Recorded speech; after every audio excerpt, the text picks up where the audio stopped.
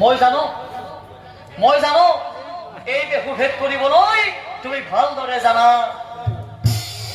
গতিকে সখী এই বেহুভেদ কৰা তুমি একজন সখী এই বেহুভেদ কৰা তুমি একজন তুমি বিনে আমাৰ পক্ষ দুৰ্যোধনেৰ মুখে শুনি এতে কব মিছিকিয়া হাঁহি কৰ্ণাই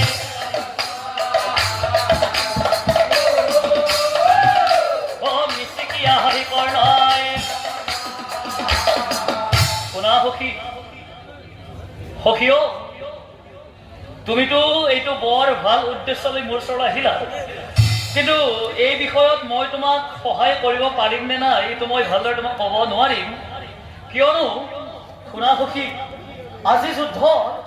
আজি যুদ্ধৰ সপ্তম দিন। গতিকে কৰ্ণই বোলে শুনা সখী মোহৰ অৱস্থা